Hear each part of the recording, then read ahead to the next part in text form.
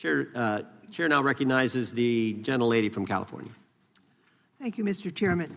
I'm concerned by reports that FBI agents have been diverted from their important work on crime and anti-terrorism to work on matters that are not critical to our safety.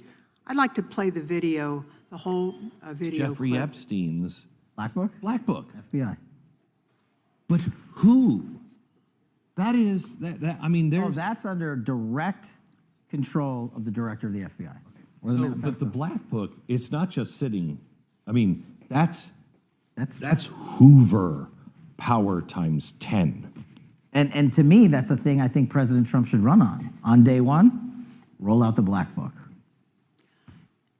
In contrast to that attitude of let it all out, we're getting reports of actions that run contrary to getting everything out and that also involve diversions of FBI resources. For example, an FBI whistleblower reported that you were pressured by the Attorney General to place 1,000 personnel on 24-hour shifts to mine roughly 100,000 Epstein-related records to redact President Trump's name from the files. Bloomberg reported this, that you directed FBI special agents from the New York and Washington field offices to join the Bureau's FOIA employees in Winchester and another building a few miles away, and that while reviewing the Epstein files, FBI personnel identified numerous references to Trump in the documents, and people familiar with the matter said that Trump's name, along with other high-profile individuals, was blacked out. Now, the New York Times reports, and this is a quote, Justice Department officials diverted hundreds of FBI employees and federal prosecutors from their regular duties to go through the documents at least 4 times, including once to flag any references to Mr. Trump and other prominent figures.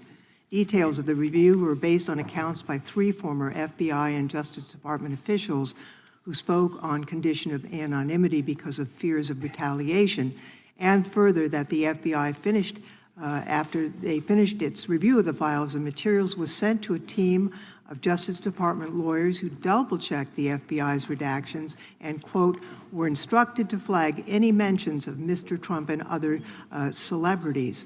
Now, I have 3 questions for you, Mr. Patel, about this.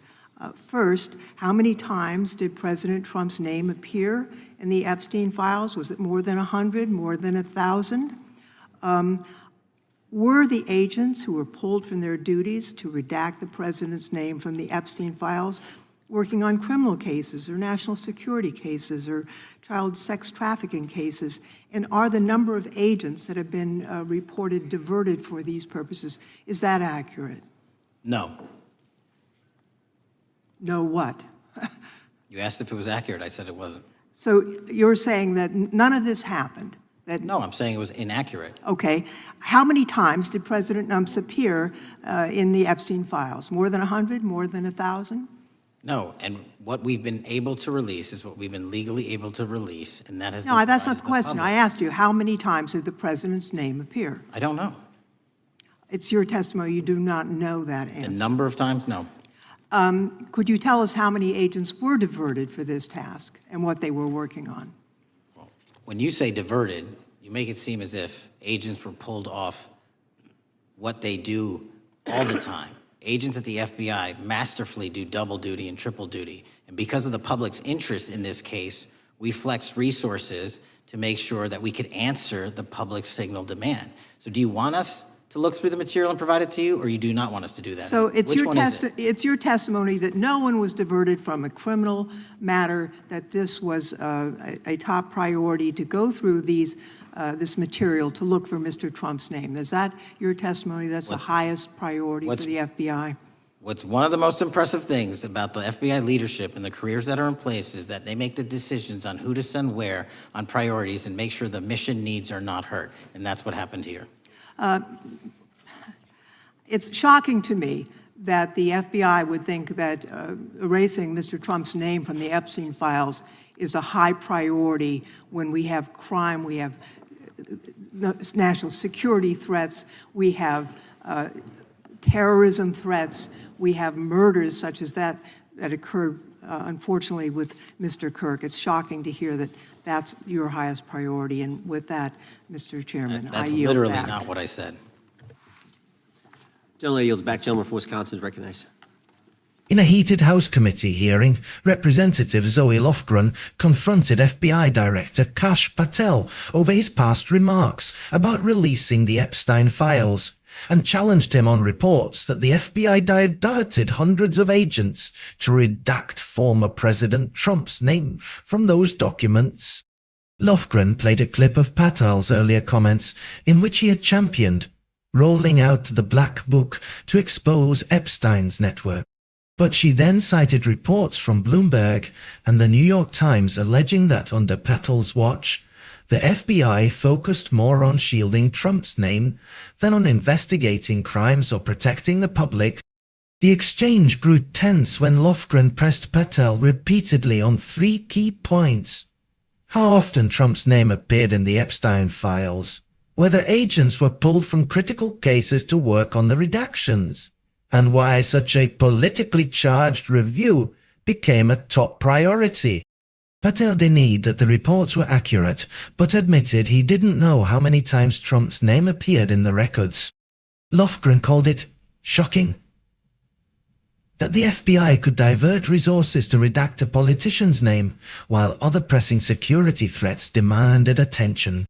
This confrontation underscored growing crisis of credibility and priorities inside federal law enforcement. Patel, once a vocal advocate for transparency about Epstein's network, faced accusations of enabling the very secrecy he had criticized. That contradiction is more than political theater. It points to the ongoing tug-of-war over how justice is pursued when the powerful are implicated. If reports that resources were shifted away from criminal and counter-terrorism investigations prove true, it would raise grave questions about whether the FBI's mission was compromised for political protection. The exchange also revealed the erosion of public trust in institutions tasked with accountability. By failing to provide clear answers about such a high-profile investigation, Patel's testimony fed into suspicions that the system is more focused on shielding elites than on protecting citizens. Lofgren's repeated, unanswered question, how often Trump's name appeared in the Epstein files, became a symbol of that lack of transparency. For the public, this moment highlights the cost of politicizing investigative priorities. At a time when threats like domestic terrorism and violent crime demand full attention, the suggestion that hundreds of agents were retasked to manage the optics of a politically sensitive case is alarming. It shows how political power can distort the pursuit of justice and why congressional oversight remains vital. Beyond the specifics of Epstein's files, the clash reflects a broader challenge: how to hold powerful figures accountable when the institutions charged with doing so appear conflicted or compromised. The hearing may not have produced definitive answers, but it underscored that the public and their elected representatives will continue demanding transparency on cases that reach into the highest levels of politics. This hearing wasn't just a Washington drama. It was a revealing moment about how power operates behind the scenes, even in matters as serious as child exploitation cases. What do you think? Was Patel being evasive to protect someone, or are these reports being exaggerated for political gain? Drop your thoughts in the comments. We want to hear your take. And if you believe the public deserves full transparency on cases like the Epstein files, hit the like button, subscribe to our channel, and turn on notifications. Together we can keep shining a light on the questions that the powerful would rather avoid.